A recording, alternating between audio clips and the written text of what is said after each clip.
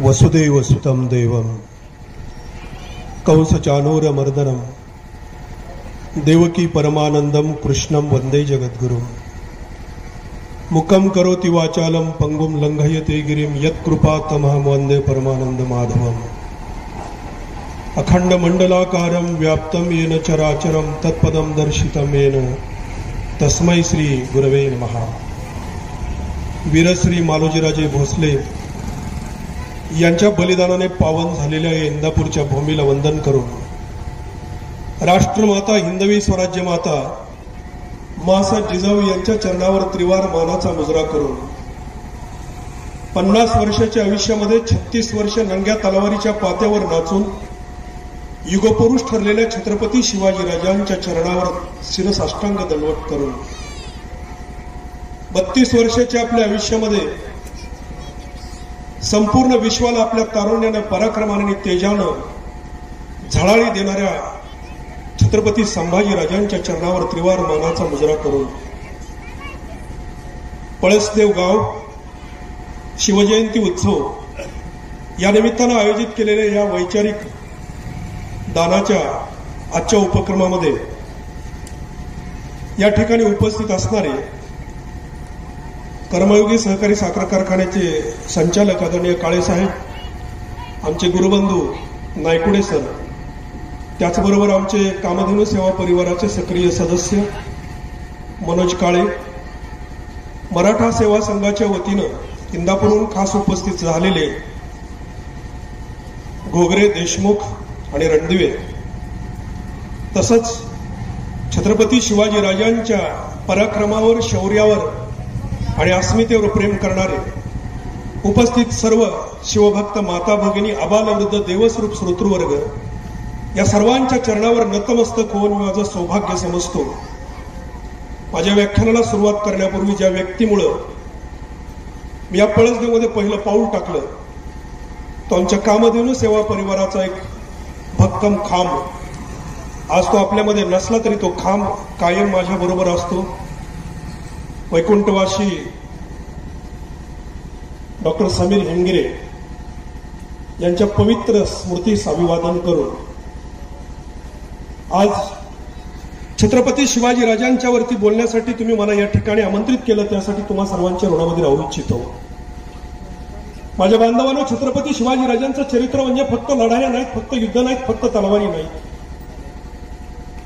रामदास स्वामींनी छत्रपती शिवाजीराजांचं वर्णन करताना जे शब्द वापरलेले आहेत, निश्चयाचा महामेरू, बहुत जनासी आधारू, अखंड स्थितीचा निर्धारू, श्रीमंत योगी, ही जी विशेषणं छत्रपती शिवाजीराजांना लावली, त्या प्रत्येक विशेषणाचा आपण थोडा थोडा विचार करत पुढे जाणार आहोत।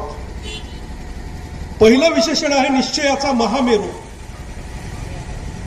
तुम्हाला सर्वांना छत्रपती शिवाजीराजांच्या जीवनातल्या ठळक घटना सर्वांना टीव्हीच्या सिरियलमधून, व्याख्यानामधून, वाचनामधून, पिक्चरमधून सर्वांना माहिती आहे।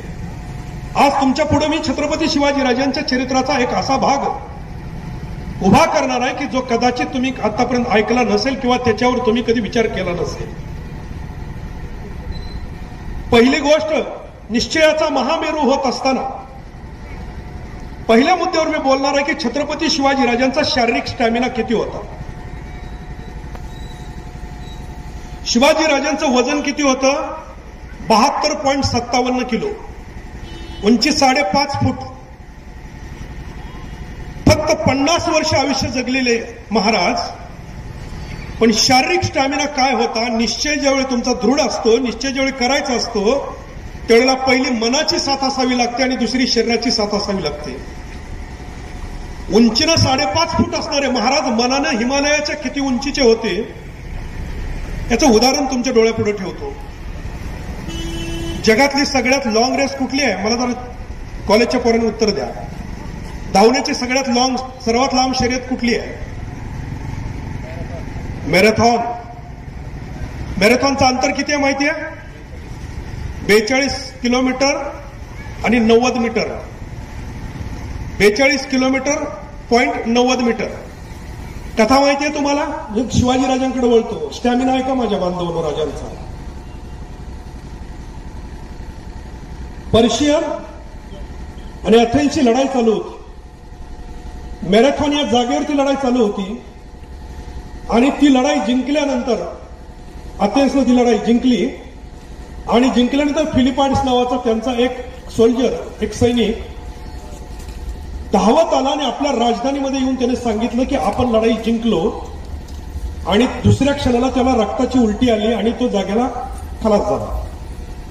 त्या व्यक्तीच्या स्मरणार्थ या लोकांनी जगातली सगळ्यात लॉंग रेस मॅरेथॉन ही जगाच्या माथी मारली आणि ती चालू आहे. एका व्यक्तीची, एका सोल्जरची स्मृती कशी जपावी ती युरोपियन लोकांकडून आपण डोळेपुढे उदाहरण घ्यायला हरकत नाही. आता शिवाजी राजांचा स्टॅमिना आहे का माझ्या बांधवानं? ही जगातली लढाई, जगातली धावण्याची स्पर्धा तुम्हाला सांगितली. आषाढ पौर्णिमेला सिद्धी जोहरच्या वेड्यातून पन्हाळ्यावर महाराज जवळला रात्री 10 वाजता निसटले. पन्हाळा ते पावनखिंड हे अंतर आहे 60 किलोमीटर. पावनखिंड ते विशाळगड अंतर आहे 12 किलोमीटर. आम्ही दरवर्षी ती वारी करतो. दरवर्षी महाराज गेलेल्या तिथीला महाराज रात्री गेले, पण आम्ही दिवसा चालतो. हजारो मुलं माझ्या बरोबर असतात. माझ्या बांधवांना ही 600 माणसं जी निघाली ना, या 600 माणसाबरोबर छत्रपती शिवाजी राजे निघाले. ही सगळी 22-23 वर्षाची तरणी बांड पोरं होती. 42 वर्ष वय असणारे फक्त बाजीप्रभू देशपांडे ज्येष्ठ होते. शिवाजीराजांचा स्टॅमिना बोलतो. निश्चयाचा महामेरू. आपण लढाई नाही पाहणार महाराजांच्या, सगळ्यांना माहिती आहे. 60 किलोमीटर अंतर पन्हाळगड ते पावनखिंड 15 तासात पार केल्यानंतर सिद्धी जोहरचा जावाई मसूद येतोय असं कळालं. त्याच्या आधी शिवाकाशीदांचं बलिदान झालं होतं आणि तो येतोय असं कळाल्यानंतर बाजीप्रभू देशपांडे पावनखिंडीत थांबले. कधीतरी माझ्या माता भगिनीनं जशी पंढरपूरची तुळजाभवानीची वारी आपण कुलदैवताची आणि कुलस्वामिनीची करतो, तशी एकदा पावनखिंडीची वारी आपल्या लेकरांना करून दाखवा. ज्या ठिकाणी बाजीप्रभू देशपांडे आणि 300 हिरडसच्या मावळ खोऱ्यातल्या बांदल देशमुखांच्या पोरांचं रक्त सांडलंय. आजही त्या मातीला लाल रंग आहे, म्हणून आपल्या कपाळाचं कुंकू शाबूत आहे. 15 तास पळत येऊन कोणीही पाणी प्यायला थांबला नाही, कोणी कुठल्या खायला थांबला नाही. अखंड पळत येऊन ज्यावेळी यांनी लढाई सुरू केली त्यावेळेला बाजीप्रभू देशपांडे यांना छत्रपती शिवाजीराजे तिथं थांबू देत नव्हते. बाजीप्रभू देशपांडे म्हणले, लाख मेले तरी चालतील, परंतु लाखाचा पोशिंदा मरता कामा नये. बाजीप्रभू देशपांडे 300 मावळे घेऊन थांबले. मसुदाची फौज आली. 15 तास पळत आलेली माणसं. 60 किलोमीटर अंतर. जगातली लॉंग रेस 42 किलोमीटरचे, फक्त लक्षात ठेवा आकडा. ही 60 किलोमीटर अंतर पळून आले. त्यातला एकही मेला नाही आणि एकाच्याही हातात ढाल नाही. प्रत्येकाच्या हातात दोन्ही दांडपट्टे किंवा 2 तलवारी, कारण अंगावर आलेला वार अडवायचाच नाही. शिवाजीराजांना तिथून पुढे 12 किलोमीटर विशाळगडावर जायला भाग पाडलं आणि ही माणसं 300 बाजीप्रभू जी थांबली ना, ती पुढे अखंड 6 तास लढली. अखंड 6 तास. ज्यावेळेला शेवटची घटका आली, छत्रपती शिवाजीराजांच्या पुढचं आव्हान सामान्य नव्हतं. तुम्ही कधी पावनखिंड पाहिली तर तुमच्या लक्षात येईल, आज सुद्धा 30 फूट उंच आहे. आणि याही क्षणाला म्हणजे आज सुद्धा 350 वर्षानंतर पावनखिंडीतून खालून वर फक्त एकच माणूस एका वेळेला येऊ शकतो, अशी जागा आहे ती. 150 माणसं दुतर्फा थांबलेली. मध्ये बाजीप्रभू देशपांडे. खालून एकही गनिम वर येऊ दिला जात नव्हता, पण खालच्या लोकांना वर किती माणसं आहेत कळत नव्हतं. मग बाणांचा वर्षाव झाला, भाले झाले, ठसणीच्या बंदुक्याचे बार उडायला लागले. 6 तासानंतर या 300 पोरांचं शरीर अशी होती की यातल्या कुणाच्याही अंगावरती जखम नाही अशी जागा नव्हती. चैत्र महिन्यामध्ये गुलमोहराचं झाड जसं लाल रंगानं पूर्ण बहरून जावं, एकही पान त्याला नसावं, फक्त लालबुंद फुलांचं झाड दिसावं, असं सगळ्यांचं शरीर लालबुंद झालं होतं. प्रत्येकाच्या अंगावर, चेहऱ्यावर वार होते. त्यावेळी बाजीप्रभू देशपांडेंना समोर खालून एका ठसणीच्या बंदुकीचा गोळा लागला. तो गोळा लागल्यानंतर बाजीप्रभू देशपांडेच्या छातीला भगदाळ पडलं आणि रक्ताचा धबधबा सुरू झाला. बाजीप्रभूंना बोहळ आली आणि बोहळ आल्यानंतर बाजीप्रभू देशपांडे खाली कोसळले. 5-10 मिनिटांनंतर बाजीप्रभू देशपांडेंनी डोळे उघडले आणि लढणाऱ्या बांदल देशमुखाच्या पोराला विचारलं, अरे तोफ वाजली का? तो म्हणला तोफ अजून वाजली नाही. बाजीप्रभू देशपांडेचे दोन्ही हात दांडपट्ट्यात बांधले होते. कधी दांडपट्टा पहा, त्याला अशी खोबणी असते, हात आत बांधलेला असतो, मोकळा नसतो. बाजीप्रभू देशपांडे म्हणाले, अरे माझा राजा अजून पोहोचला नाही, तोपर्यंत बाजी मरतोच कसा. तशाही अवस्थेत बाजीप्रभू देशपांडे उठले आणि उठल्यानंतर त्यांनी वरती चढणाऱ्या 2-3 पठाणांची मुंडकी उडवली. पन्हाळ किल्ल्यावरती जाऊन पहा, पन्हाळ्यावरती एक हात वरती आहे बाजीप्रभू देशपांडेचा आणि दुसरा हात आडवा फिरलेला आहे. अशा अवस्थेत तोफ वाजली आणि बाजीप्रभू देशपांडे म्हणाले, अरे माझा राजा पोहोचला, माझा राजा पोहोचला. आणि वरचा दांडपट्ट्याचा हात थोडासा ढिल्ला पडला. त्याच वेळेला एक वर्मी घाव बाजीप्रभू देशपांडेच्या उजव्या बाजूला बसला आणि बेंबीपर्यंत उभा चिरत आला. ज्यावेळी तो घाव चिरत आला आणि बाजीप्रभू देशपांडे कोसळले. माझ्या बांधवांनी एकटे बाजीप्रभू देशपांडे ना, या पोरांची नावं सुद्धा आम्हाला माहित नाहीत, ज्यांची 22च्या 23च्या आसपासची वय होती. या 300 मधला एकही मावळा जिवंत राहिला नाही. म्हणून सांगतो की आपल्या देवघरावरती सुद्धा त्या मातीची पूजा झाली पाहिजे, ज्या मातीनं छत्रपती शिवाजीराजांसारखं महाराष्ट्राचं सौभाग्य वाचवलं म्हणून पूजा झाली पाहिजे. जा त्या लेकरांना दाखवा. बस राजे पुढे गेले, तुम्ही स्टॅमिना बोलतोय महाराजांचा. छत्रपती शिवाजीराजे पुढे गेले आणि पुढे गेल्यानंतर 12 किलोमीटर अंतर पुढे चालायचं, म्हणजे 72 किलोमीटर अंतर ही माणसं 300 माणसं पुढे चालली. पुढे 1,500चा वेढा आहे. जयवंतराव दळवी आणि सूर्याजी सुर्वे आदिलशहाकडून लढत होते. ही 72 किलोमीटर अंतर पळून आलेली माणसं दमलेली होती. शिवाजी राजा हातात दोन्ही तलवारी घेऊन उतरले, ही पोरं उतरली.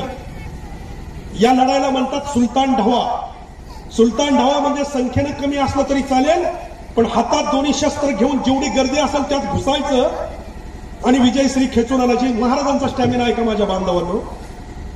15 तासात पावनखिंड आणि पुढचा 1 तास 16वा तास विशाळगड आणि त्यानंतर महाराज आणि ही 300 पोरं 6 तास अखंड लढली आणि विशाळगडाचा वेढा फोडून वरती गेले आणि तोफ वाजवली.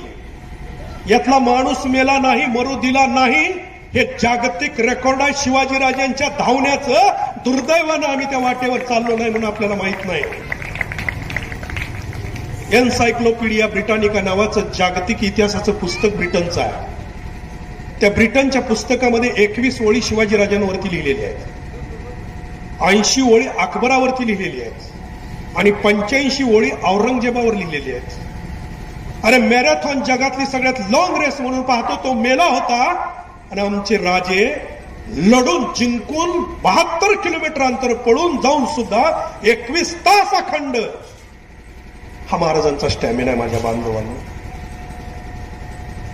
वयाच्या 69व्या वर्षी छत्रपती शिवाजीराजांचे वडील शहाजीराजे होदेगिरीला शिकार करत असताना पाय रिकिबीत अडकलेला, त्या अवस्थेत घोडा पडला आणि घोड्याच्या वरून डोक्याला खाली जमिनीवर आपटून शहाजीराजे गेलेत. किती वर्ष वय होतं? 69 वर्ष होतं शहाजीराजांचं. शुद्ध बीजापोटी फळे रसाळ गोमटी मुख्य अमृताची वाणी देह देवाचे कारणी. कुणाच्याही पोटी असली लेकरं येत नाहीत. शहाजीराजे किती बुद्धिवंत. जयराम पिंडेने काव्य लिहिले शहाजीराजांच्या वरती. त्या काळात शहाजीराजांच्या दरबारात असणाऱ्या कवींनी त्यातला उल्लेख आहे की शहाजीराजे 12 भाषेचे पंडित होते. 12 भाषा लिहिता वाचता येणं सोपं आहे, पण 12 भाषेचं पंडित होणं महाकठीण आहे. हे शहाजीराजे वडील वयाच्या 22व्या वर्षी बलुचिस्तान, पाकिस्तान, बांगलादेश, अफगाणिस्तान आणि आत्ताचा संपूर्ण भारत अशा अखंड भारताचं राजकारण एकाच पुरुषाच्या भोवती फिरलं होतं. त्याचं नाव आहे राजे शहाजी वडील. वयाच्या 5व्या वर्षी इंदापूरच्या जहागिरीचे जहागीरदार. आपली भूमी सामान्य नाही. पहिली जहागिरी मालोजी राजांची बलिदान इथं. वयाच्या 5व्या वर्षी जहागीरदार होणारा जगाच्या इतिहासातला पहिला राजा आहे शहाजी राजा, आणि ते इंदापूर आहे, लक्षात ठेवा. ही भूमी सामान्य नाही. मासाहेब जिजाऊ वयाच्या 10व्या वर्षी आपल्या 4 भावाबरोबर 2 तास तलवारबाजी खेळू शकणाऱ्या, वयाच्या 62व्या वर्षी घोड्यावर मांड ठोकून सिद्धी जोहरच्या वेड्यात अडकलेल्या आपल्या पुत्राला सोडवायला जाणाऱ्या, पोटात 3 महिन्याचा गर्भ शिवाजीराजांचा असताना वडील, 2 भाऊ आणि भाचा रघोजी, अचलोजी, यशवंतजी आणि लखोजी राजे जाधव रक्षाबंधनाच्या दिवशी कापले गेले दौलताबादच्या किल्ल्यावर. पोटात 3 महिन्याचे बाळ शिवाजीराजे होते. मासाहेब जिजाऊ गर्भसंस्काराची किंमत जाणत होत्या. त्यांनी विचार केला, मी जर रडले तर माझे भाऊ आणि बाप जिवंत होणार नाहीत, पण माझ्या पोटातल्या बाळावर रडणारे संस्कार होतील. रक्षाबंधनाच्या दिवशी जिचा भाऊ वारला तर कुठलीही जगातली स्त्री रडल्याशिवाय राहणार नाही. परंतु मासाहेब जिजाऊंनी गर्भसंस्काराची किंमत माहीत असल्यामुळं विचार केला, मी जर रडले तर माझ्या पोटातल्या बाळावर रडणारे संस्कार होतील. मला रडणाऱ्या नाही तर लढणाऱ्या पोराला जन्म द्यायचा आहे, म्हणून भाऊ आणि बाप मिळाला तर जिने डोळ्यातनं पाणी गाळलं नाही. अशी सिंहिणी, अशी मर्दिनी, अशी वाघिणी भवानी मातेचा अवतार मासाहेब जिजाऊ यांच्या पोटी राजांचा जन्म आहे. राजांच्या पोटी संभाजीराजांचा जन्म आहे. स्टॅमिनाचा विषय बोलत होतो, तो अखंड ठेवतोय. इतिहास वाचा माझ्या बांधवांनो, तुम्ही टीव्हीच्या सिरियल पाहता त्यातही पहा. अफजल खानाला छत्रपती शिवाजीराजांनी मारलं. तो वार होता गुरुवार, तारीख होती 10 नोव्हेंबर 1659 आणि 18 दिवसात, आता नीट ऐका बरं काही वाक्य, महाराज कळतील तुम्हाला. 18 दिवसात, फक्त 18 दिवसात शिवाजीराजांनी पन्हाळगडासह 15 किल्ले जिंकले होते. 15. माझ्याबरोबर ट्रेकिंगला येणारी काही मुलं येत आहेत म्हणून सांगतो. आम्हाला ट्रेकिंगला जर जायचं झालं ना किल्ल्यावर ट्रेकिंगला, तर पहाटे 3ला निघालं तर संध्याकाळी 10-11 पर्यंत एका किल्ल्यावर बघून येऊन परत यायला आम्हाला वेळ होतो एका किल्ल्याचा. 18 दिवसात 15 किल्ले जिंकलेलं हे सुद्धा जागतिक रेकॉर्ड आहे, जे टीव्हीच्या सिरियलमध्ये बोललं जात नाही किंवा अखंड कुठे लिहिलेली ओळ नाही. ह्या तारखेनुसार तुम्हाला सांगतोय, बरोबर 18 दिवसांनी शिवाजीराजे पन्हाळगडात सिद्धी-जोहरच्या वेढ्यात अडकले. तेवढ्या 18 दिवसाच्या काळात 15 किल्ले जिंकले. हा शिवाजीराजांच्या जिंकण्याचा सुद्धा रेकॉर्ड आहे. आता पुढे ऐका. 1665ला छत्रपती शिवाजीराजांचा मिर्झाराजांच्या बरोबर दारुण पराभव झाला आणि तह झाला. 13 किल्ले शिवाजीराजांना उरले. 1 लाखाचं माळरान उरलं. 4 लाखाचा मुलूक दिला महसुलाचा आणि 23 किल्ले औरंगजेबाला दिले. संभाजीराजांना ओलीस ठेवलं. एवढ्यावरच नाही, पुढचं एक कलम होतं की वर्षाला 40 लाखाची खंडणी औरंगजेबाला द्यायचं, त्यात एक कलम होतं. त्यावेळी शिवाजीराजांनी 1665ला पुन्हा ज्यावेळेला तिथून पुढं 6 महिना आग्र्यामध्ये कैद आणि कैदेतून परत आले. तो जो कालखंड आहे त्या 1665ला रेकॉर्ड आहे. शिवाजीराजांच्या नावावर फक्त 13 किल्ले होते आणि आग्र्यावरून सुटून येण्यापूर्वी मासाहेब जिजाऊंनी शिवाजीराजांसाठी एक किल्ला घेतला होता. तो किल्ला म्हणजे रांगणा, आणि तो किल्ला घेतला तो पुत्राला देण्यासाठी. सिंधुदुर्गचं बांधकाम चालू होतं. एवढं त्यांची संपत्ती होती. किती? 1665. आता साल आहे का? 1675ला शिवाजीराजांचं एक पत्र आहे. त्या पत्रामध्ये उल्लेख आहे की आज हजरतीस 360 किल्ले आहेत. हे वाक्य महाराजांच्या पत्रातलं. कल्पना करा, आग्र्यावरून महाराज सुटून आले. सुटून आल्यानंतर रघुनाथ पंत आणि त्रिंबक पंत वकील सापडले औरंगजेबाला. त्यांच्या आतोनात हाल सुरू झाले. शिवाजीराजांनी संभाजीराजांना मागे ठेवलं होतं आणि शिवाजीराजे पुढे आले होते. संभाजीराजे मारले गेले म्हणून सांगितलं गेलं होतं आणि त्यानंतर शिवाजीराजांनी परत संभाजीराजे 2 महिन्यांनी पोहोचले. पोहोचल्यानंतर औरंगजेबाबरोबर तह केलाय आणि तो तह करून संभाजीराजांना पुन्हा मोगलांच्या ताब्यात दिलंय. हे कुणाला माहिती नाही. वयाच्या 9व्या वर्षी आपला पुत्र पुन्हा मोगलांच्या ताब्यात दिला. 4000ची मनसब त्याला दिली आणि नेताजी पालकरांच्या नंतर जे प्रतापराव गुजर सरनोबत झाले होते ते त्यांच्या अंगरक्षकासाठी ठेवले आणि शिवाजीराजांचा तिथून पुढचा औरंगजेबाचा तह आहे 4 वर्ष. 4 वर्ष एकही लढाई नाही, एकही किल्ला घेतला नाही. फक्त आपली सेना मजबूत केली, आपली राज्य व्यवस्था सुधारली. 65 मध्ये 4 वर्ष मिसळा. किती झाली? 69. आणि 69 वर्ष ते 75चं पत्र आहे. 1675चं. आज हजरतीस 360 किल्ले आहेत. कल्पना करा. 6 वर्षाचा काळ आणि या 6 वर्षाच्या काळामध्ये शिवाजीराजांनी जिंकलेल्या किल्ल्याची, बांधलेल्या किल्ल्याची, दुरुस्त केलेल्या किल्ल्याची संख्या आहे माझ्या बांधवांनो 347. 6 वर्षाला 347च्या दिवसानं तुम्ही गुणाकार भागाकार करा, मग तुमच्या लक्षात येईल या राजाचा स्टॅमिना आणि या मावळ्यांचा स्टॅमिना काय होता. हे कसं शक्य झालं राजांना. शिवाजीराजांना निश्चयाचा महामेरू, एखाद्या माणसाचा निर्णय क्षमता किंवा निश्चय ठाम कधी असतो, ज्या वेळेला तो मनानं भक्कम असतो त्याच वेळेला. छत्रपती शिवाजीराजांची मानसिक भक्कमता किती होती हे न ऐकलेलं, न वाचलेलं बोलतोय तुमच्याशी आता. कारण शिवाजीराजांनी आयुष्यभर आपल्या प्रत्येक प्रसंगाला जेवढे जिंकण्यासाठी प्रयत्न केला त्याच्या एवढीच मोठी वाईटाची तयारी केली. आम्ही जिंकलेलं पाहिलं पण वाईटाची तयारी पाहिली नाही. शिवाजीराजांची वाईटाची तयारी हा तुम्हाला न ऐकलेला पाहिलेला भाग मी तुम्हाला सांगून जातोय आज. प्रत्येक प्रसंगाला माणसाने जर आपल्या बरोबर जिंकण्यासाठी, विजयी होण्यासाठी जरूर प्रयत्न करावा, पण तयारी मात्र वाईटासाठी करावी. या 2 गोष्टी जर जीवनात आल्या तर शिवाजीराजांसारखं आपलं जीवन त्या मार्गावर चाललंय असं समजायला हरकत नाही. एक 2-3 प्रसंग सांगतो शिवाजीराजांच्या जीवनातले. महाराज प्रत्येक क्षणाला वाईटाची तयारी कशी करत होते बघा. आपण सहज म्हणतो किंवा एखादं मोटिवेशनल लेक्चर तुम्ही जर ऐकलं ना, मोटिवेशनल, तर त्या मोटिवेशनल लेक्चरमध्ये बोललं जातं बी पॉझिटिव्ह, सकारात्मक विचार करा, नकारात्मक विचार काढून टाका, नकारात्मक विचार तुम्हाला डिप्रेशनमध्ये नेतात. मी अजून तुम्हाला सांगतो माझ्या माता भगिनींनो, माझ्या बांधवांनो, आपल्या पुत्राला जर काय द्यायचं असेल ना तर ही गोष्ट द्या ज्याची शिवाय मासात जिजाऊंनी दिली. ती गोष्ट कोणती?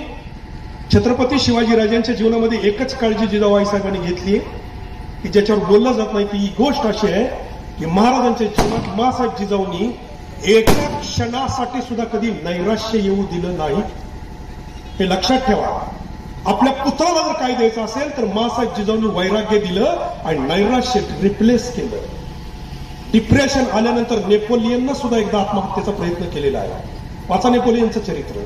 शिवाजीराजांनी मासाहेब जिजाऊ गेल्यानंतर या जगात मला आता काही करायचंच उरलं नाही, आईचं स्वप्न पूर्ण केलं, राज्याभिषेक झाला, छत्रपती झाले. श्रीशैल्यमला महाराजांना वैराग्य येऊन आपलं शिर शिवलिंगावर अर्पण करण्याची इच्छा निर्माण झाली होती. वाईटाची तयारी काय परिणाम करते पहा.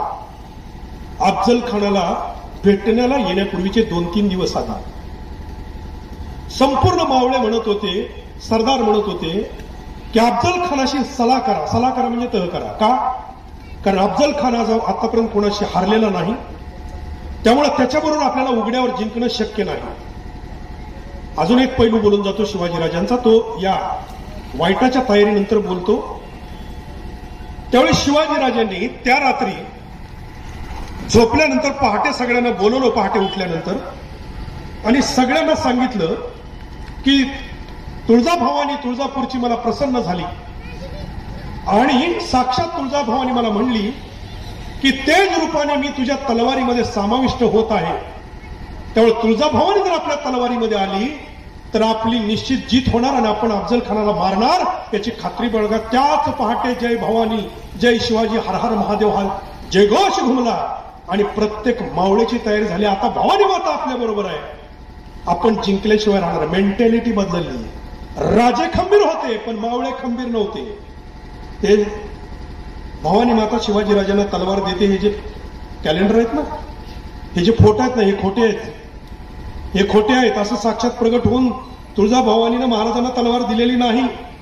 हे खोटा याचा पुरावा तुम्हाला पुढे देतो. ही राजांची बुद्धी आहे आणि हे असलं चमत्कार दाखवून पुढं राजांच्या पराक्रमाला आणि बुद्धीला आपण न्याय देत नाही. याचं विश्लेषण करा. आता वाईटाची तयारी करा शिवाजीराजांची. ज्या दिवशी गड उतरायचा आहे त्या दिवशी शिवाजीराजांनी सकाळी पूजा केली, थोडा आहार घेतला. वेळ ठरली होती 10ची. 10ची वेळ ठरल्यानंतर शिवाजीराजांनी अफजल खानाला अगोदर येऊ दिलं. त्याला जवळजवळ 1:30 वाजेपर्यंत बसवला. भेट प्रत्यक्ष झाली 2 वाजता. आता वाईटाची तयारी काय केली होती पहा.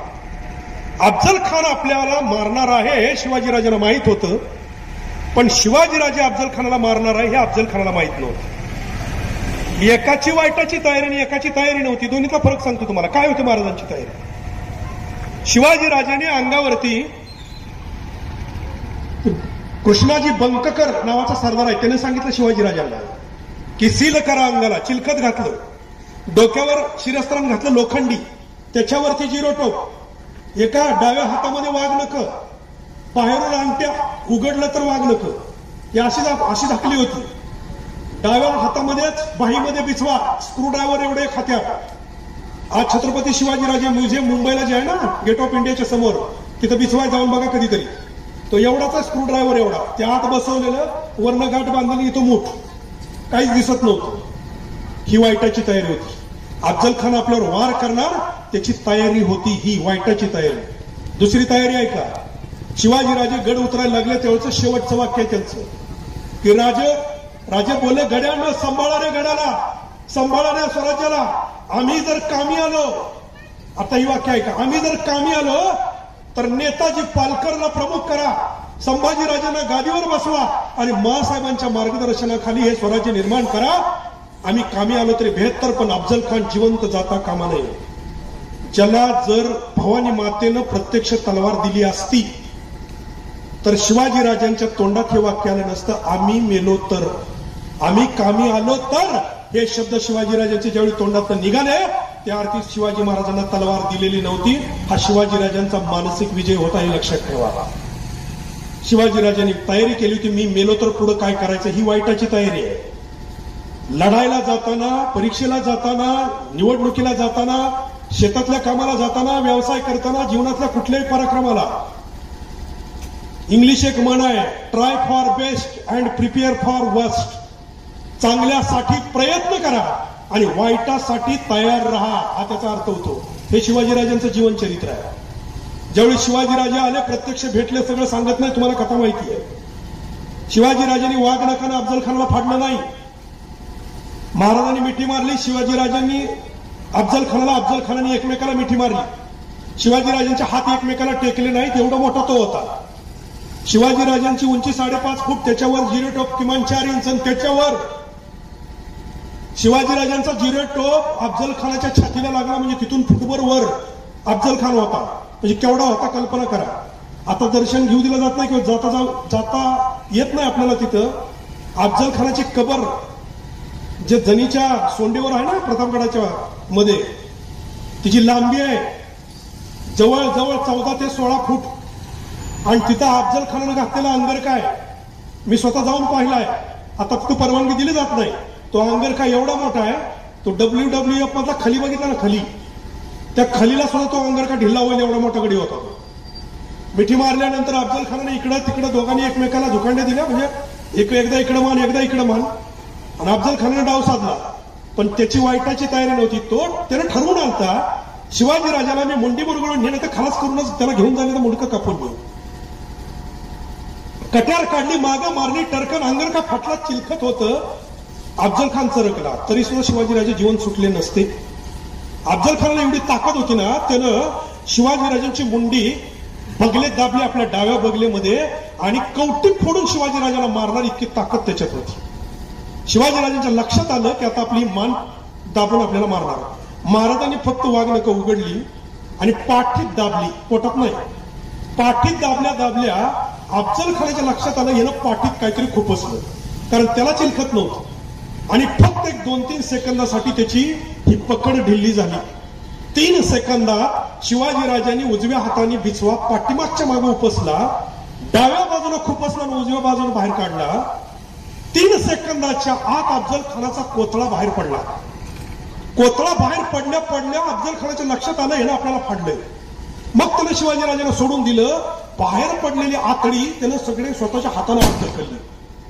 दोन्ही बाजूनं त्यानं आपलं पोट दाबून धरलं आणि रक्ताचा धबधबा वाहत असताना तो झोकांडे देत पालखीत जाऊन बसला आणि जाता जाता ओरडला, दगा दगा लवा लवा, इसने मेरा कत्ल किया, इसे मार डालो. आता इथनं पुढं आहे का शिवाजीराजांची वाईटाची तयारी. हे सगळ्यांना माहित आहे, पण पुढचं माहित आहे. सय्यद बंडानं वार केलेला सगळ्यांना माहित आहे. सय्यद बंडानं वार केला, जिवा महालानं त्याचा उजवा हात वरच्यावर काढला, इथपर्यंत तुम्हाला माहिती आहे. त्यानंतर शिवाजीराजांची अवस्था पहा. जागतिक पराक्रम केला, अफजल खान फाडलाय. आणि अफजल खान फाडल्यानंतर शिवाजीराजांच्या हातामध्ये एक स्क्रूड्रायव्हर एवढं बिछवा आणि दुसऱ्या हातात वाघनख. हातात तलवार नाही, ढाल नाही, कारण दोघांच्या तलवारी आपल्या वकिलाकडे दिल्या होत्या. शिवाजीराजांच्या अंगावर पहिला वार केला तो कृष्णाजी भास्कर कुलकर्णी या अफजल खानाच्या वकिलानं. कल्पना करा, 1 फुटाचं बिछवाचं शस्त्र आहे, त्यानं तलवारीचा वार अडवता येणार नाही, हातात ढाल नाही. वाईटाची तयारी म्हणतोय तुम्हाला शिवाजीराजांची. वाईटाची तयारी किती उपयोगी पडते मनाची. शिवाजीराजांनी एका क्षणात विचार केला की आता हातात काहीच नाही, काय दिलं त्या तलवारीच्या वाराला शिवाजीराजांनी. शिवाजीराजांनी सरळ सरळ आपलं मस्तक पुढे केलं, कारण मस्तकावरती जिरेटोपाच्या खाली शिरस्थान लोखंडी होतं. त्यामुळे मस्तक पुढे केलं, सपकन वार जिरेटोपावर पडला, जिरेटोप उडाला, त्याचबरोबर शिरस्थानही उडालं. पण एक खोच शिवाजीराजांना कपाळावर झाली, थोडी जखम झाली आणि शिवाजीराजांनी त्याचा हात धरला. कृष्णाजी भास्कर कुलकर्णीला शिवाजीराजे म्हणाले, देव बाप्पा तुमचा हात आवरा, तुमचा हात आवरा, कारण ब्राह्मणाला मारायचं नाही असा आमचा धर्म सांगतो. मासाहेब जिजाऊ सांगतात, आमचे आबासाहेब सांगतात.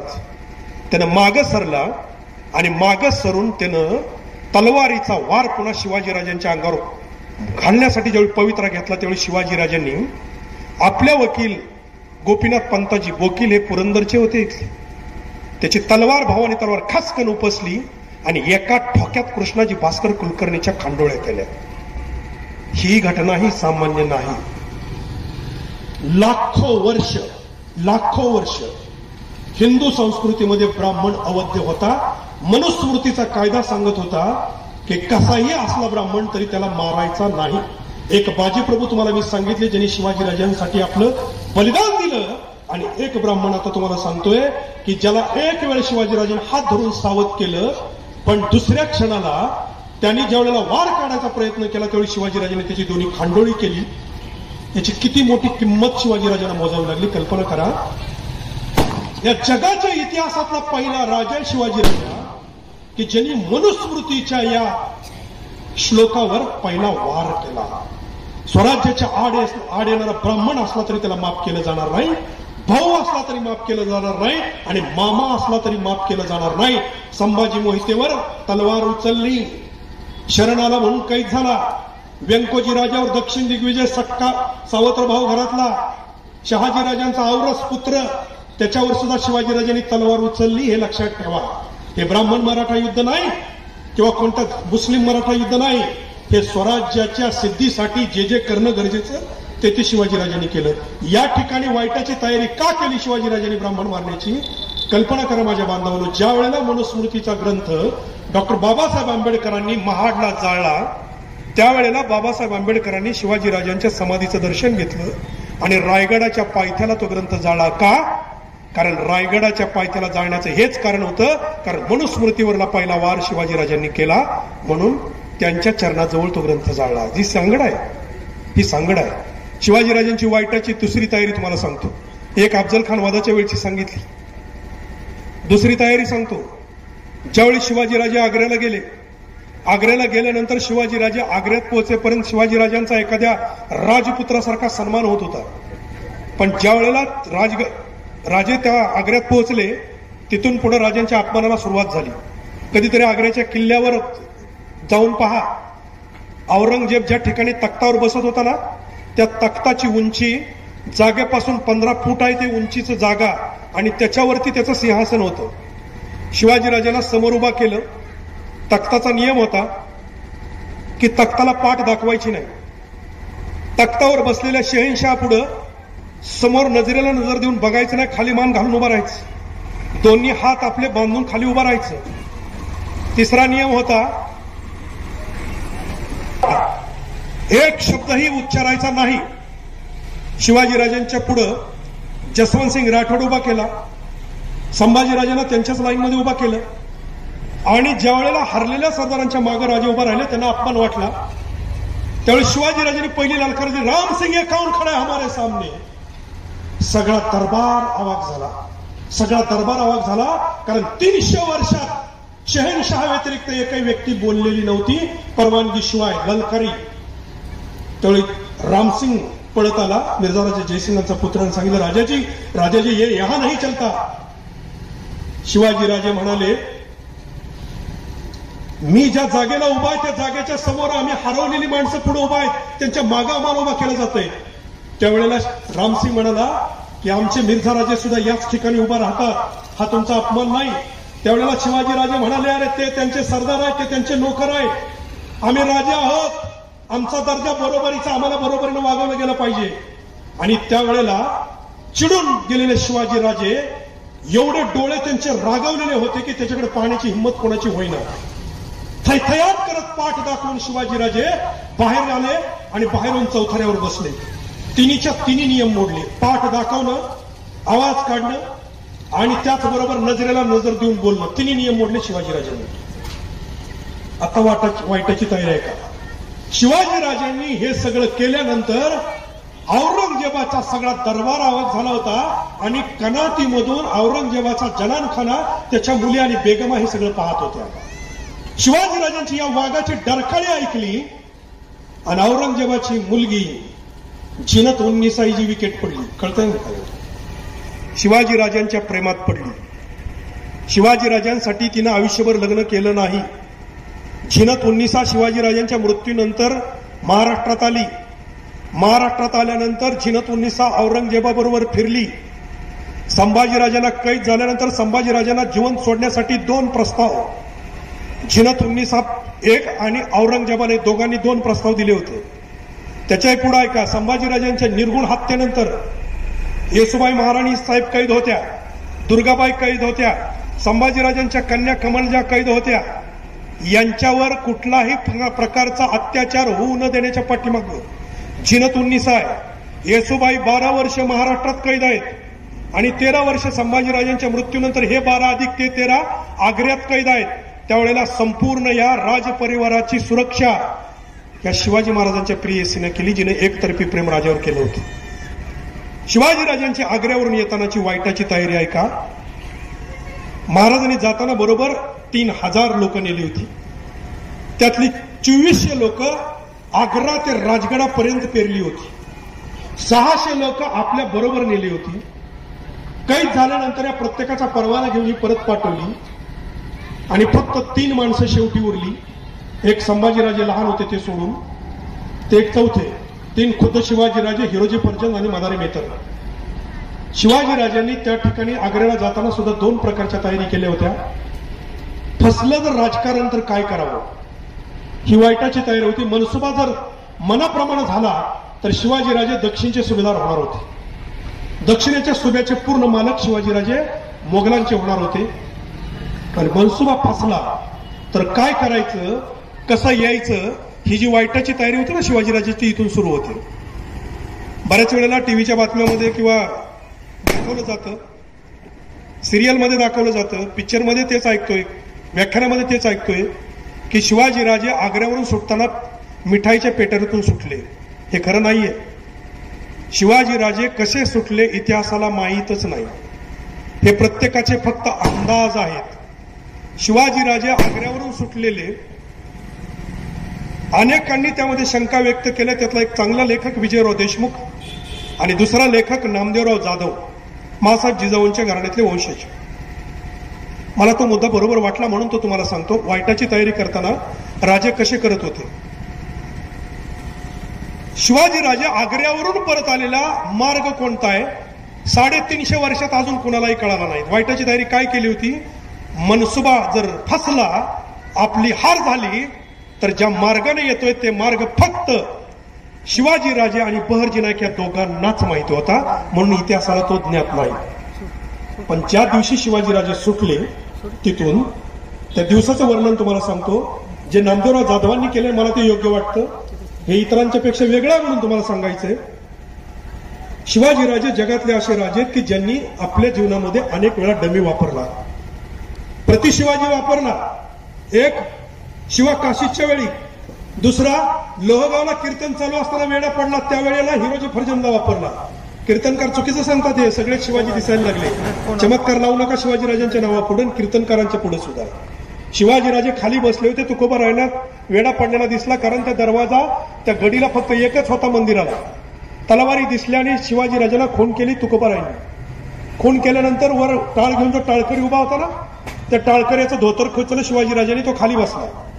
शिवाजीराजाने आपले कपडे काढले, हिरोजी फर्जंदला घालायला लावले. हिरोजी फर्जंदचे कपडे टाळकरीला घालायला लावले आणि टाळकरीचे कपडे शिवाजीराजाने घातले आणि शिवाजीराजे टाळ घेऊन उभा राहिले. टाळ घेऊन उभा राहिल्यानंतर तुकोबारांनी जय विठ्ठल केलं म्हणजे कीर्तन संपलं. त्यावेळेचा नियम असा होता, पहिल्यांदा कीर्तनकार बाहेर जायचे, त्यानंतर टाळकरी बाहेर जायचे आणि मग सगळा समाज उठून बाहेर जायचा. ही कीर्तनाची शिस्त होती. तर पहिल्यांदा तुकोबाराय बाहेर पडले, 2 नंबरलाच टाळकरीच्या वेशात शिवाजीराजे बाहेर पडले आणि त्यानंतर पूर्ण समाज बाहेर पडला. मग वेळा आत गेला आणि हिरोजी फर्जंद पकडलं. पहिला डमी, दुसरा डमी शिवा काशीदला वापरताना, तिसरा डमी हिरोजी फर्जंद आग्र्यातून सुटताना. सकाळी 6 ते संध्याकाळी 6, संध्याकाळी 6 ते सकाळी 6 असा फौलाद खानचा 5000 सेनेचा वेढा होता. ह्या पाळ्यात दोन ह्याच्यात बदलल्या जायच्या वेळामध्ये. त्यावेळेला शिवाजीराजांनी हिरोजी फर्जंदला सांगितलं की तू आजपासून म्हणजे 15 दिवस अगोदर रोज पहाटे उठून फिरायला जायचं. हिरोजी फर्जंद फिरायला जायचे आणि जाताना अलेकुम सलाम, सलाम अलेकुम, अलेकुम सलाम सगळ्यांना करत जायचे. पहाटे 5 वाजता तो वेढा 6ला बदलणार, त्यामुळे ही पेंगळलेली लोक असायची. 2 दिवसांनी शिवाजीराजांनी सांगितलं आता 6च्या पुढे जा. तो ज्यावेळी पाळी बदलली आणि दुसरी लोक आली, त्यावेळी शिवाजीराजांनी हिरोजी फर्जंदला 6 नंतर जायला लावलं. आलटून पालटून हिरोजी फर्जंद सकाळी फिरायला जायला लागले. ज्या दिवशी बाहेर पडायचं त्या दिवशी शिवाजीराजांनी आपले कपडे हिरोजी फर्जंदला घातले आणि हिरोजी फर्जंदला त्या ठिकाणी झोपवलं. पहाटे 5 वाजता हातात कडं दिलं, कड्याचा हात बाहेर काढला. हा मदारी मेहतर पाय चेपतोय, जिरटोप उशाला काढून ठेवलाय आणि पहाटे 5 वाजता शिवाजीराजे हिरोजी फर्जंदचे कपडे घालून सलाम अलेकुम करत निघून गेले. पहाटे 5ला जे गेले, संभाजी महाराजांनी जिथं घोडा तयार ठेवला होता, कुंभाराला एक भट्टी पेटती ठेवायला सांगितली होती आणि आदल्या रात्री संपूर्ण आग्रा शहराचा नकाशा वयाच्या 9व्या वर्षी संभाजीराजांनी शिवाजीराजांना काढून दिला होता. बुद्धिमान संभाजी. त्या नकाशाच्या मार्गावर शिवाजीराजे जिथं धूर दिसताय तिथं पोहोचले. पहाटे 5ला 6ला ती सकाळी पाळी बदलली. 6ची लोक आल्यानंतर त्यांनी पाहिलं मदारी मेहतरनं समोर पाय चेपतोय. काय चाललंय बघायला हा डोकावलं फौलाद खाननी. त्यावेळी त्यांनी सांगितलं मदारी मेहतरनी, रात्रभर डोकं दुखतंय, रात्रभर डोळ्याला डोळा नाही, यांना उठवू नका, त्यांना झोपू द्या, मला पाय चेपू द्या. तो निघून गेला. थोड्या वेळाने हिरोजी फर्जंदनी महाराजांची कपडे बाजूला काढून टाकली, तिथं गाद्या झोपवल्या, त्याच्यावरती एक पांघरून घातलं आणि स्वतःची कपडे घातली आणि 6 नंतर हिरोजी फर्जंद निघून गेला. सलाम अलेकुम डमी. तो जसा निघून गेला तोही परत आला नाही. 12 वाजता जेवायला म्हणून उठवायला आले. गादीचे पाय चेपतोय. कोण? मदारी मेहतर. तो म्हणतोय रात्रभर झोपलोय, डोकं दुखतंय, उठवू नका, जेवायला नको म्हटलेत. 4 वाजता लोक आली. अरे अजून राजे उठले का नाही? त्याने हात केला, आत्ताच डोळा लागलाय, उठवू नका, खूप सर दुखतंय, मी जाऊन दवा घेऊन येतो. तो जो गेला दवा आणायला, तो परत आलाच नाही. 6 वाजता संध्याकाळी पाळी बदलायच्या वेळी आत गेले, सामसून दिसते. त्यावेळेला सगळ्या गाद्या गिरद्या. तोपर्यंत शिवाजीराजांना 12 तासाचा वेळ मिळाला आणि आग्र्याला पोहोचले. वाईटाची तयारी काय केली होती पहा. ज्या रात्री 12 वाजता आग्र्याहून मथुरेला गेले राजे, मथुरेला संभाजीराजांना तिथं ठेवलं आणि शिवाजीराजे एकटेच निघाले. त्यावेळी संभाजीराजांनी मिठी मारली, आबासाहेब आम्हाला इथं ठेवू नका. वय 9 वर्ष वय होतं. 2 वर्ष वय असताना आई वारली. लक्षात घ्या, आम्ही अनाथांचं काम करतो म्हणून बोलतो. एखाद्याचा वडील वारला ना, तर आई त्याच्या वडिलाची भूमिका स्वीकारू शकते, पार पाडू शकते. पण ज्याची आई गेली ना, त्याला जगात दुसरी आई शोधणं मिळणं महाकठीण. ईश्वराला सुद्धा आई होता आलं नाही, होता येत नाही. ज्याची आई गेली त्याचं सर्वस्व गेलं. हे संभाजीराजांचं वयाच्या 2ऱ्या वर्षी झालंय. मासाहेब जिजाऊंच्या मांडीवर वाढलेले आणि 9व्या वर्षी 12 वाजता आपल्या वडिलांना मिठी मारतायत आणि 9व्या वर्षी म्हणतायत आबासाहेब आम्ही तुम्हाला अन्न मागणार नाही, पाणी मागणार नाही, आम्ही तुमच्या बरोबर घोडा चढवू, तुमच्या बरोबर तलवार चालवू, पण आम्हाला इथं ठेवून जाऊ नका, आम्हाला एकट्याला सोडून जाऊ नका, आम्हाला बरोबर घेऊन जा. शिवाजी राजांनी रडत रडत संभाजीराजांच्या डोक्यावर हात फिरवला आणि संभाजीराजांना सांगितलं, राजे हे राजकारण आहे, वाईटाची तयारी इथं बोलतोय.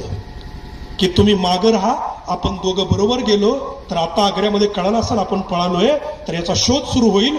आपण वेषांतर जरी केलं तरी आपल्या वयावरून मुलगा आणि बाप सापडू, आपल्याला स्वराज्य निर्माण करायचंय, स्वराज्य रक्षायचंय, म्हणून आपण दोघांनी वेगवेगळं गेलं पाहिजे.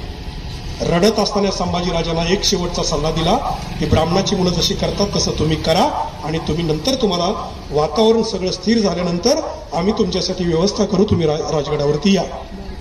का गेले शिवाजीराजे एकटे आपल्या पुत्राला सोडून?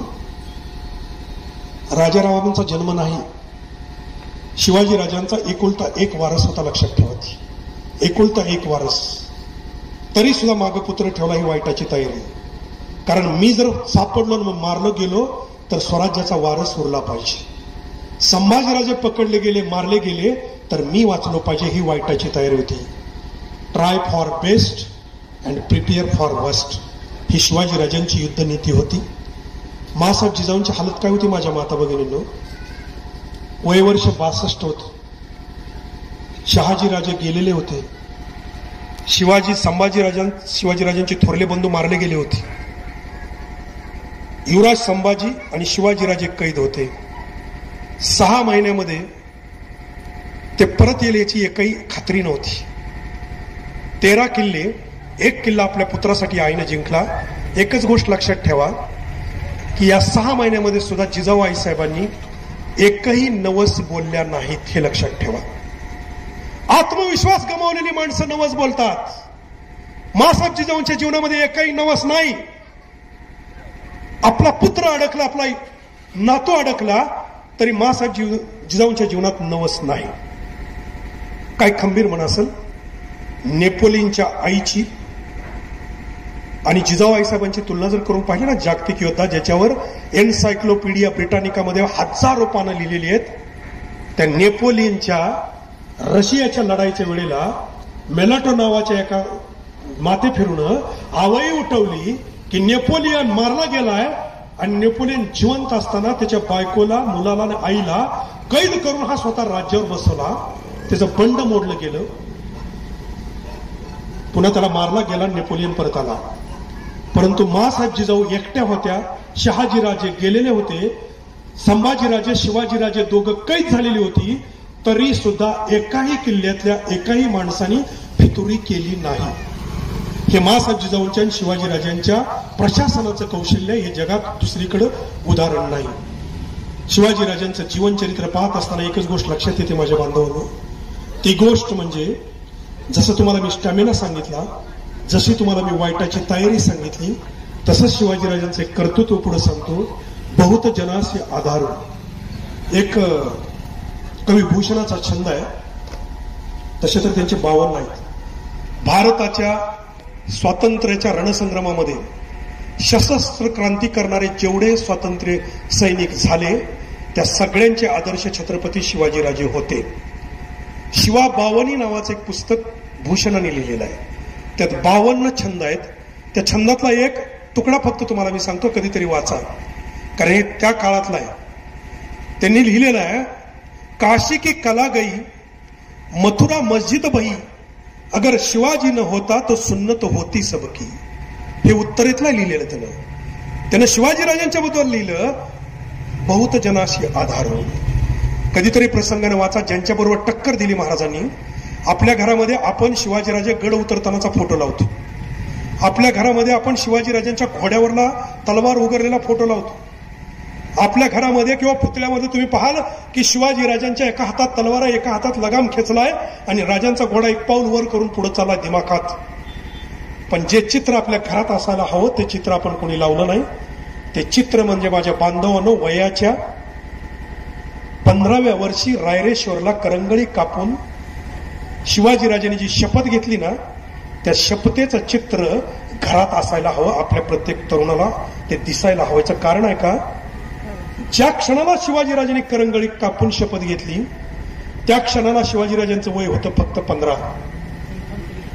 कुणाच्या विरोधात करंगळी कापून शपथ घेतली हे लक्षात ठेवा.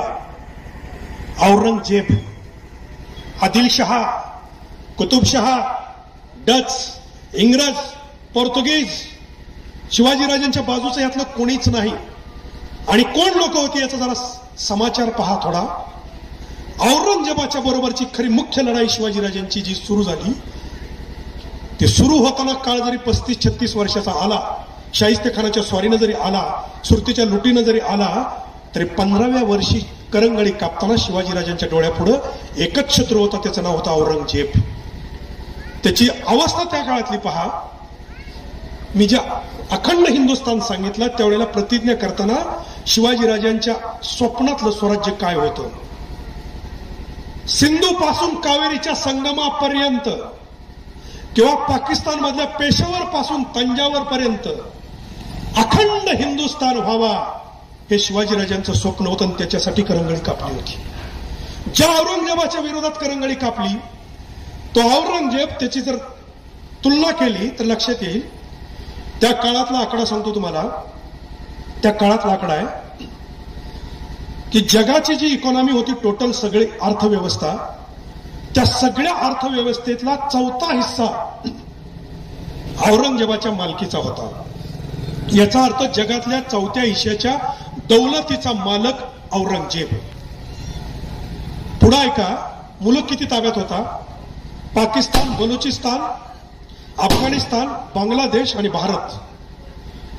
महाराष्ट्राच्या राज्या एवढे 52 सुब्याचा मालक तो होता. 52 सुबे. त्याच्या विरोधात, अरे शत्रू समोर कुठला असावा तर तोही अशा पद्धतीचा असावा, त्याच्या विरोधात करंगळी कापली. शिवाजीराजांची आर्थिक अवस्था सांगतो. वयाच्या 12व्या वर्षी ज्या वेळेला शिवाजीराजे पुण्यात आले, अष्टप्रधान मंडळ, सरनोबत, स्वतंत्र ध्वज आणि प्रतिबंध लेखी वजे लिहिले ना शिवाजीराजांची मुद्रा, त्याच्यातला एक शब्द आहे वर्धेष्णू विश्ववंदिता. ते कोणाच्यात नाही, लक्षात ठेवा. आपल्या वडिलांनी दिलेली दिशा कुठली होती? विश्ववंदिता, जगात पूजा व्हावी असे. मुद्रा भद्राय राजते, हे जे वाक्य आहेत ना, ही मुद्रा त्याला त्यावेळी दिली होती वयाच्या 12व्या वर्षी. त्यावेळेला कार्यत मावळ शिवाजीराजांच्या नावावर झाला पहिला मोकासा, 36 गावं आणि त्यामध्ये इंदापूरचा समावेश आहे. त्यावेळी शिवाजीराजांच्या खजिन्यातला आकडा ऐका. आत्ताच्या रुपयामध्ये कन्व्हर्जन केलं तर तो आहे 36,000. किती पैसे मिळवले शिवाजीराजांनी? 36,000. आणि 3 एप्रिल 1680 ज्यावेळी शिवाजीराजांचा रायगडावर मृत्यू झाला, त्यावेळी शिवाजीराजांच्या रायगडाच्या खजिन्यावर आकडा होता 4 लाख कोटी रुपये. शिवाजीराजांच्या जीवनात मिळवलं काय काय, जरा स्टॅमिनाच्या पुढचा भाग बोलतो, कर्तृत्वाचा भाग, हे झाला पैशाचा आकडा. शिवाजीराजांनी जगातली पहिली डिक्शनरी निर्माण केली. हे माहित नाही तुम्हाला? जगातली पहिली डिक्शनरी म्हणजे शब्दकोश तयार केला आणि तो तयार करायला लावला रघुनाथ पंत हनुमंते यांना. तो शब्दकोश म्हणजे जे पारशी शब्द होते व्यवहारातले सगळे काढले आणि त्या ठिकाणी मराठी शब्द घातले. मिळवलं काय ह्याचा आकडा सांगितला. शिवाजीराजांनी निर्माण केलेला राजकोष सांगितला. आता पुढे ऐका माझ्या बांधवांनो, बांधकाम किती केलं?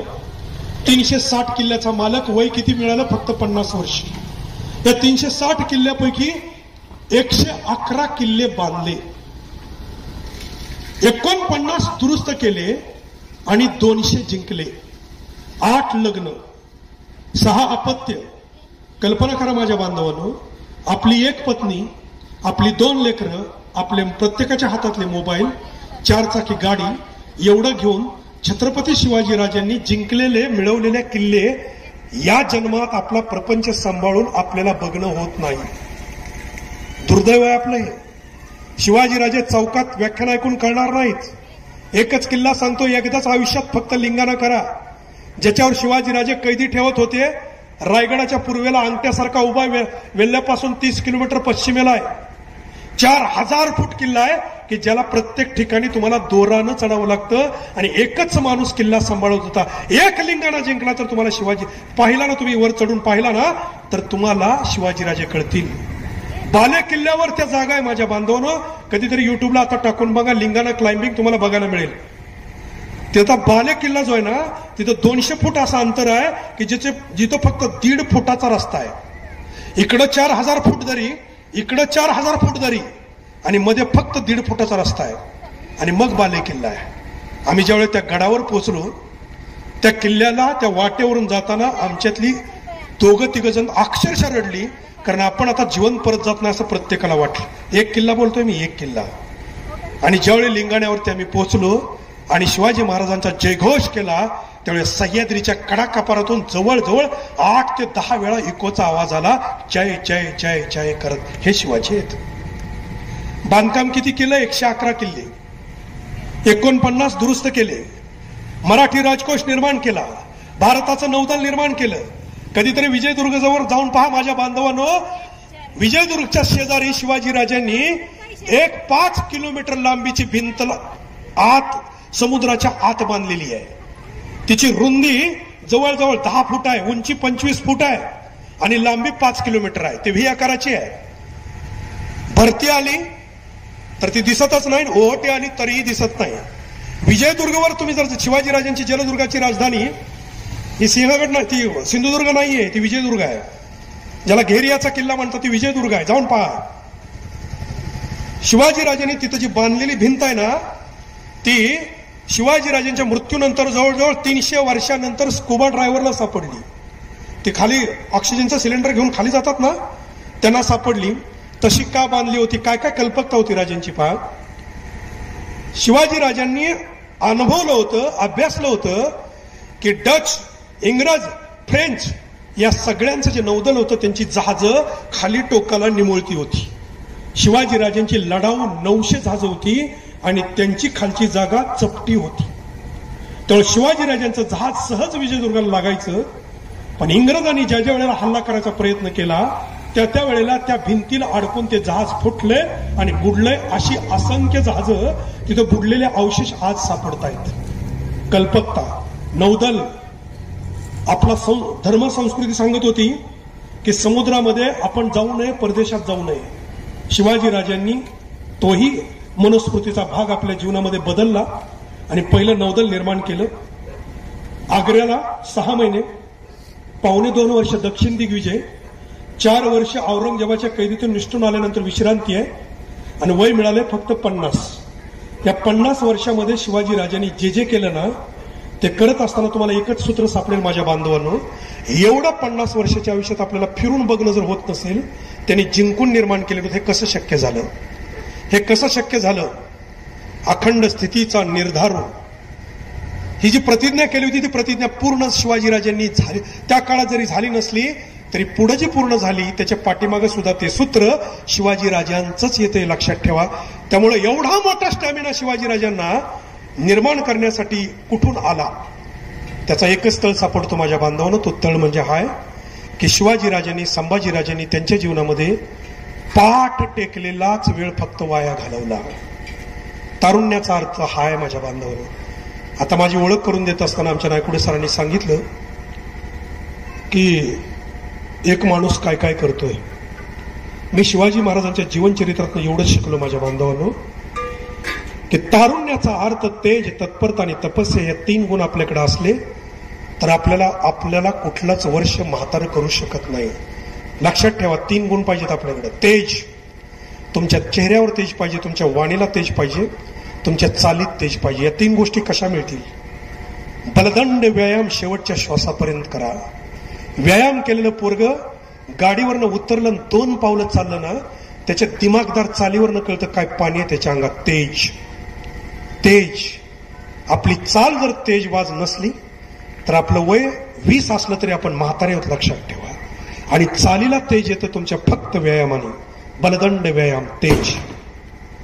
बुद्धीला तेज येतं माझ्या बांधवानं तुमच्या वाचनानं, चिंतनानं, ध्यानानं. या 3नं तुमचं मन बळकट होतं आणि तुमच्या बुद्धीला तेज येतं, तुमची निर्णय क्षमता वाढते. एक क्षण सुद्धा वेळ मिळाला नाही शिवाजीराजांना दुसरी तलवार मस्तकावर घेण्यासाठी. एका क्षणात घेतलेला निर्णय क्षमता ही शिवाजीराजांची जी वाढली त्याच्या पाठीमागं शिवाजीराजांना 16 सद्गुरूंचा अनुग्रह होता. शिवाजीराजे शाक्त पंथाचे अनुग्रहित होते. याच्यावर बोलत नाही कोण, याच्यावर नाही कोणी बोलत. संभाजीराजे तर शक्तिपात योगाचे अनुयायी होते. संभाजीराजांनी शक्ती म्हणजे फक्त शक्ती. फरक सांगतो तुम्हाला. शिवाजीराजे वैष्णव पण होते आणि शाक्त पण होते. तुळजाभवानीचे भक्त होते, गळ्यात कवड्याची माळ होती. शिवाजी राजांच्या गळ्यात तुळशीची माळ नव्हती. शिवाजीराजे शाकाहारी नव्हते. तुळजाभवानीचे भक्त होते. संभाजीराजाच्या आणि शिवाजीराजाच्या जीवनामध्ये एक फरक आहे, तुम्हाला सांगतो. जो पहिलं तुम्हाला बोलायचा तो आत्ता येतोय. मोडेन पण वाकणार नाही हा कधीच मराठी बाणा नव्हता. या वाक्यानं आमचं जेवढं नुकसान केलं ना तेवढं कुठल्याच वाक्यानं केलं नाही.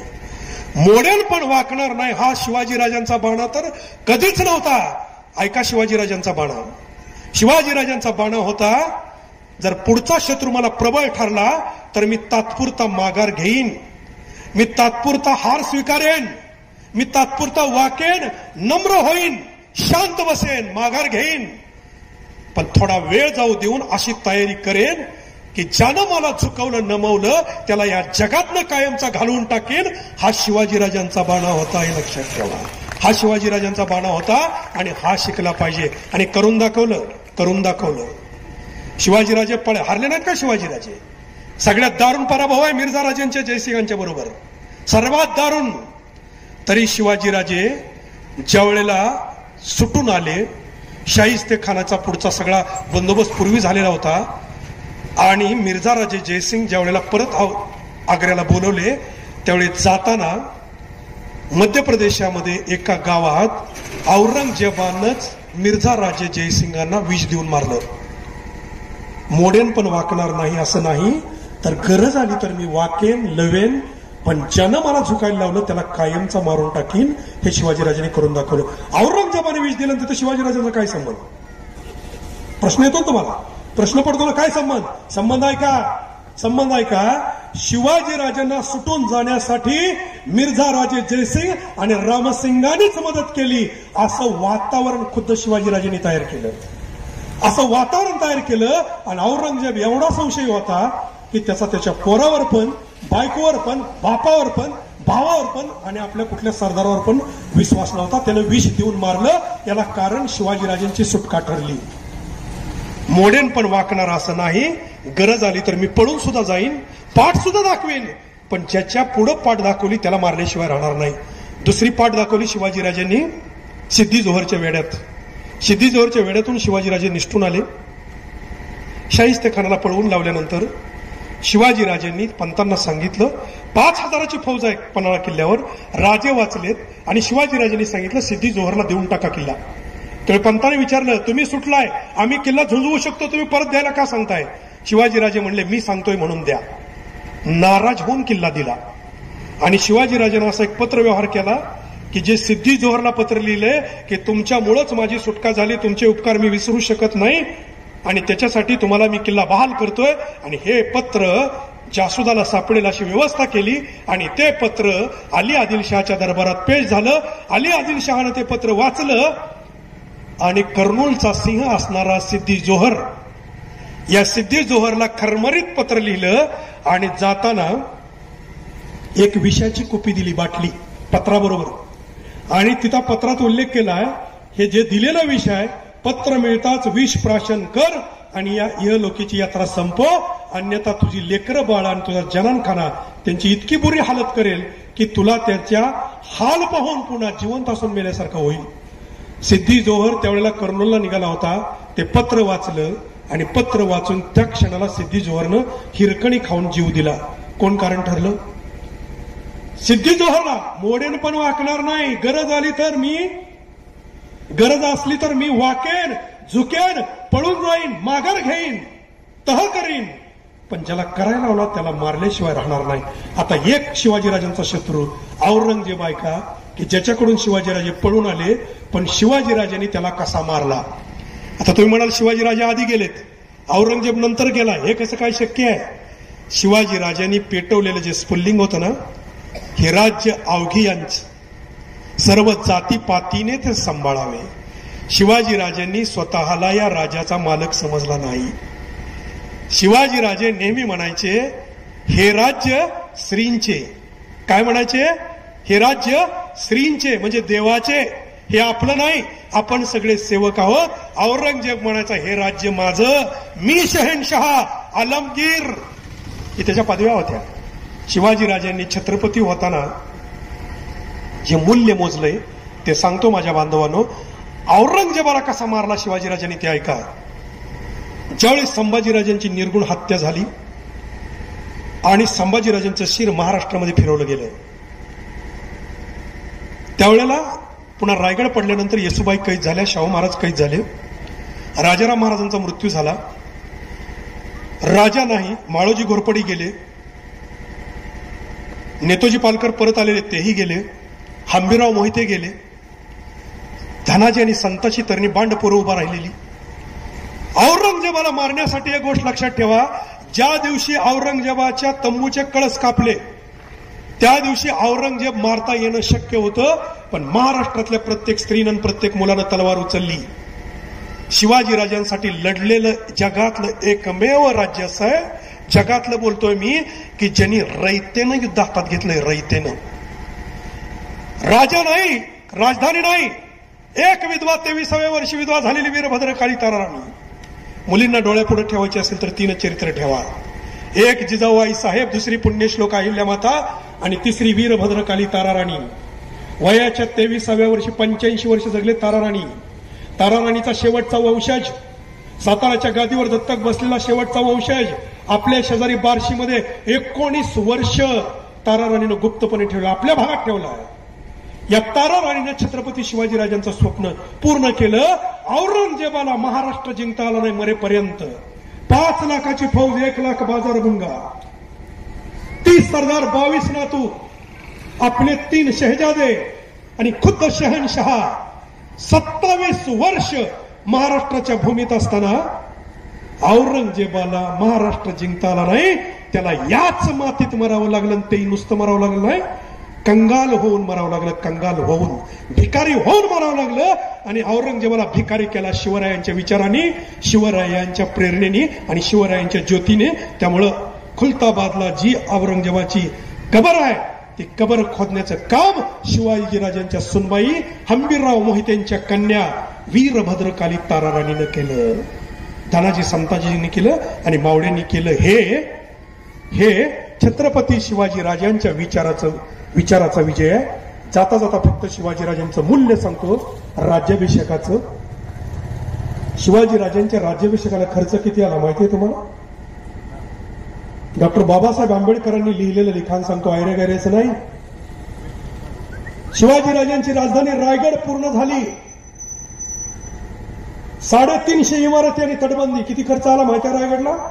हिरोजी इंदलकरांनी 50,000 होम, 50,000 होम मध्ये 350 इमारती आणि किल्ले किती?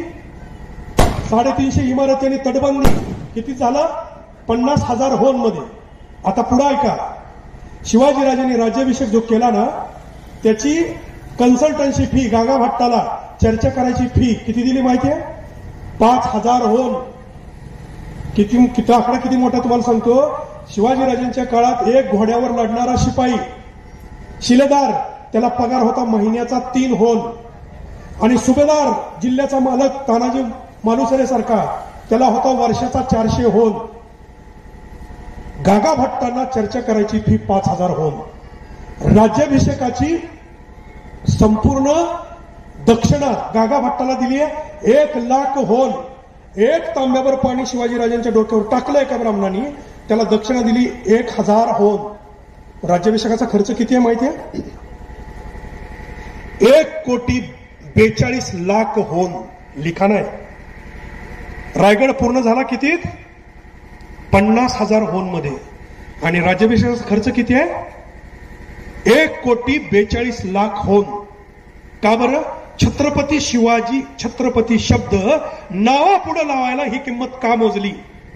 डॉक्टर बाबासाहेब आंबेडकर लिहितात की हे मिरवण्यासाठी नाही, तर त्याच्या आधी लाखो वर्ष जी न्याय व्यवस्था धर्मसत्तेच्या हातात होती आणि धर्मसत्ता विशिष्ट वर्गाच्या हातात होती, त्यामुळं त्या लोकांना कुठलाही दंड करता येत नव्हता. ती लोक कितीही अन्याय केलं तरी कुठल्याही राजांना त्यांना शिक्षा देता येत नव्हती. एक कृष्णाजी भास्कर कुलकर्णी मारला म्हणून शिवाजीराजांना राज्याभिषेकाच्या वेळी 150 ब्राह्मणाची हत्या तुम्ही केली म्हणून त्याचा मोबदला चुकवावा लागलेला आहे. आणि शिवाजीराजांनी, डॉक्टर बाबासाहेब आंबेडकर लिहितात की राज्याभिषेक याच कारणासाठी केला की एवढी मोठी किंमत मोजून शिवाजीराजांनी न्याय व्यवस्था आपल्या हातात घेतली, न्यायदंड आपल्या हातात घेतला आणि तो न्यायदंड हातात घेतल्यामुळेच पुढं संभाजीराजांना, या फितूर मंत्र्यांना, भ्रष्टाचारी मंत्र्यांना, राजद्रोही मंत्र्यांना धोंड्याशाच्या माळावर हत्तीच्या पायाखाली देऊन मारता आलं, अन्यथा देता आलं नसतं. हे शिवाजीराजांच्या राज्याभिषेकाची किंमत आहे. एक जाता जाता शिवचरित्रातनं काय घ्यावं याचा 2 वाक्यात उल्लेख करतो. माझ्या तरुण बांधवांनो तुम्हाला विनंती करतो, तुम्ही बहुतांश इथं बसलेली सगळी एकुलती एक आहेत. पूर्वी एक गावाला सोडला, एक देवाला सोडला, एक राजकारणात सोडला, शेंडफळ सर तरी सांभाळेल अशी आशा होती माणसांना. 4-4, 5-5 लेकरं होती. आता तुम्ही बहुतांश हात वर करायला सांगितलं तरी एकुलती एकच आहेत. ते एक जर बिघडलं ना एक, तर बाप लोकांनी ऐका, माग काडी वडाय सुद्धा कोणी शिल्लक राहणार नाही एक बिघडलं तर. त्यावेळी एकच असं तयार करायचं नाही, एकच असं तयार करायचंय. ते तयार करताना त्याला रोज वाईटाची तयारी काय असते ते शिकवा. दुसरी, त्याला मृत्यूच्या भीतीपासून दूर करा, त्याला मृत्युंजय करा. मरणाला भिण्याचं जर जायचं असेल ना, मृत्यूची भीती जायची असेल तर माझी पाया पडून तुम्हाला विनंती आहे, एक वारी धारकरी म्हणून किल्ल्याची करायला लावा, एक वारी वारकरी म्हणून पंढरपूरची करायला लावा. विजयादशमीला तुम्ही देवघरावरती 2 गोष्टीची पूजा करता. एक शस्त्र आहे, तलवार, चाकू, विळा, टिपण, फण, कुऱ्हाड घरात असेल ते सगळं. आणि दुसरी पूजा आहे ग्रंथाची. शस्त्र आणि शास्त्र एकत्र पूजला. हे आम्हाला का सांगितलं गेलं? कारण एकच मुलगा असला तर मासाहेब जिजाऊनी जे केलं ना, एका हातात शास्त्र आणि दुसऱ्या हातात शस्त्र. म्हणजे काय, आपला पोरगा घडवायचा असेल ना तर त्याला असं घडवा, तो वृत्तीचा वारकरी घडला पाहिजे आणि कृतीचा धारकरी घडला पाहिजे. हे शिवचरित्र आहे आणि हा शिवाजीराजांचा वसा आणि वारसा आहे. कुठल्याही स्त्रीकडे पाहताना त्यानं आई आणि बहीण म्हणूनच पाहावं. हा वारसा तुम्ही द्या. आणि बाप लोकांनी एक गोष्ट लक्षात ठेवा, आपल्या मुलांच्या जीवनामध्ये गरजा निर्माण करा. गरज प्रयत्नाची जननी आहे. आणि तुम्ही स्वतः सुद्धा महाराजांचं हे दुर्ग वैभव आपल्या डोळ्याने अनुभवा. आपण स्वतः अनुभवा. ते चढायला काय त्रास होतो, जिंकायला काय त्रास होतो, तिथली दगडं, तिथली माती, तिथले बुरुज आज सुद्धा तुम्हाला बोलतात की राजे या गडावर कधी आले होते. त्यामुळं आज आपल्या शिवजयंतीची चर्चा गेले 4 दिवस इंदापूरमध्ये आहे. पळसदेवनं हे सामान्य काम केलेलं नाही. पळसदेवच्या शिवजयंतीची चर्चा मी येता येता इंदापूरमध्ये एकाच्या मुखातनं ऐकली. ते म्हणाले, अशी शिवजयंती पळसदेव सारखी आजपर्यंत आमच्या भागात कधीही पाहिलेली नव्हती, झालेली नाही. हे सगळ्या काम करणाऱ्या लोकांचं श्रेय आहे. फक्त त्याचा वारसा पुढे चालताना दर महिन्याला एक वारी गडाची करण्यासाठी पुढाकार घ्या. जाणत्या माणसांनी घ्या, मुलींनी घ्या, महिलांनी घ्या.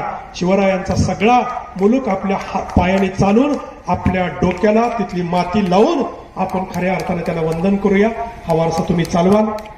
या ठिकाणी मी आलो, 10 वर्षांनी आलो. शिवरायांच्या चरित्राला न्याय देत असताना मी 2 ठिकाणी शिवसप्ताह घेतलेले आहेत. 7-7 दिवस शिवचरित्र सांगितले, रोज 2 तास. 14 तास शिवचरित्र सांगून सुद्धा मला शिवाजीराजांचं अर्ध चरित्र सुद्धा सांगता आलं नाही, एवढं ते मोठं आहे. त्यामुळे मी आज सगळ्यातलं थोडं थोडं काढत तुम्हाला जेवढं शक्य आहे, जेवढं पचल रुचल तेवढं सांगत गेलो. कधीतरी एकदा अनेक वक्ते आणून शिवाजीराजांच्या प्रत्येक पैलूवर शिवसप्ताह घ्या. जसा अखंड हरिनाम सप्ताह घेतो ना आपण, तसा शिवसप्ताह घ्या आणि 7 दिवस हे वातावरण शिवमय होऊ द्या. मग पहा, या पळसदेवच्या नहुशाची राजधानी असलेल्या या ऐतिहासिक पौराणिक नगरीतल्या रक्ताला काय उत्साहाचं आणि चैतन्याचं तेज येतंय. आणि ते तेज अनुभवण्यासाठी निश्चित पुढे ज्यावेळी तुम्ही हे उपक्रम राबवाल त्यावेळी तुमच्या दर्शनाला मी येईल अशी ग्वाही देतो. चुकून एखादा शब्द कोणाच्या परंपरेला तडा जाणारा गेला असेल किंवा कोणाच्या मनाला लागणारा गेला असेल त्याच्यासाठी माफी मागतो. दर महिन्याच्या शनिवारी रविवारी किंवा 2 महिन्यातनं एकदा आम्ही किल्ल्यावर जातो. तुमच्यातले मनोज काळे आणि इथली आमची टीम येते. तुम्ही तुमच्यातली काही तरुण मुलं आमच्याबरोबर येत असाल, काही मुली आमच्याबरोबर येत असाल. अतिशय सुरक्षित वातावरण असतं. तुम्ही आमच्याबरोबर यायला तुमचं सर्वांचं स्वागत आहे. त्याच्यासाठी तुम्हाला मी आमंत्रित करतो. आणि हे शिवाजी महाराजांचं चरित्र किल्ल्यावर ऐकायला जी मजा येते ते एकदा अनुभवायला शिका. ही तुम्हाला कळकळीची विनंती करतो. या ठिकाणी माझ्या सर्व गुरुबंधूंनी हे जे यज्ञ चालवलाय त्या यज्ञाला वाक्पुष्परूपी आहुती या निमित्तानं मी अर्पण करतो आणि माझी झालेली चिंतन सेवा मासाहेब जिजाऊंच्या शिवरायांच्या चरणावर अर्पण करतो. त्याचबरोबर ज्या माझ्या बहिणीनं आपला पुत्र सीमेवर उभा केला, ज्या मातेनं आपला पुत्र सीमेवर उभा केला, ज्या भगिनीनं आपलं मंगळसूत्र सीमेवर उभा केलं देशाच्या रक्षणासाठी, त्या सर्व माझ्या जिजाऊंच्या चरणावर माझी ही चिंतन सेवा अर्पण करतो आणि सेवेला पूर्ण विराम देतो. जय हिंद, जय महाराष्ट्र, जय शिवाजी, जय भवानी. धन्यवाद.